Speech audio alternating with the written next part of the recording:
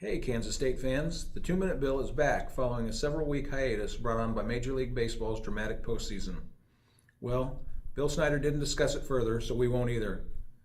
It, of course, is a certain political snafu that ensnarled Snyder last week and attracted statewide attention. Fortunately for Snyder, the election season is over and the Wildcats are facing something else with an it factor, something attracting national attention no less. At 6:30 p.m. Saturday, top 10 powers K-State and TCU will clash at Fort Worth in a game ripe with college football playoff implications.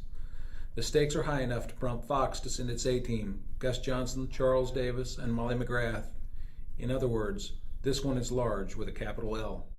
I think just because of the exterior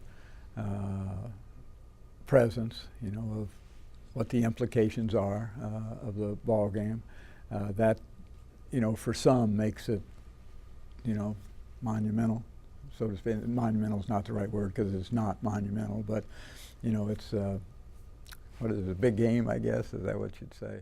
It is. In fact, many consider Saturday's showdown an elimination game, meaning the loser likely will be eliminated from the inaugural college football playoff conversation.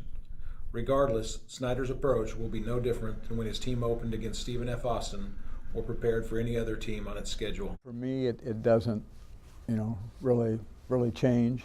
I mean, as we say all the time, the next one is the most significant, and I tend to, follow that line of thinking. So I don't, the preparation isn't any different. The approach to it isn't any different. Now, I'm not naive to the fact that young people read, what's available out there and where they are in the rankings, et cetera, and all the hoopla around the playoffs and all that. I understand that that they're going to do that. I can't prevent that. Don't really want to. But it's how you handle it. Handling TCU will be no easy task, not even for a K-State defense that leads the Big 12 in total yardage and scoring.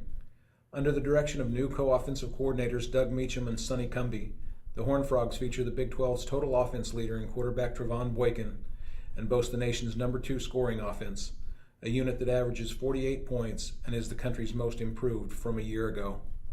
System fits Boykin. He's a very gifted athlete. He can run the ball. They can run the option with it and do the quarterback run stuff, and he's throwing the ball extremely well. And he can throw the ball downfield well. It's not just the short stuff. TCU's ball hawking defense also is formidable. The Frogs lead the nation in turnover margin, rank 4th nationally in interceptions, and 5th nationally in tackles for loss. Ball security will be a priority for K-State, and especially quarterback Jake Waters, who has thrown only 3 picks this season in 224 passing attempts. It's just a matter of making the right choice, I guess. Let me put it that way. And sometimes that's an easy choice to make, and sometimes it's not. But I think he's invested in making the right decisions and the right choice, however complex or uncomplex it might be. I trust Jake, explicitly. The game marks the beginning of a season-ending 4-game stretch in which K-State will play 3 league heavyweights, TCU, West Virginia, and Baylor, all on the road. As daunting as that challenge promises to be, Snyder went so far as to say this may be the most difficult schedule any of his teams have faced. It also provides a tremendous opportunity for K-State to prove it is deserving of a spot in the playoffs. But, as you now well know, Snyder isn't concerned with such thoughts just yet. My only thinking is TCU, and worry about the others when we come to them.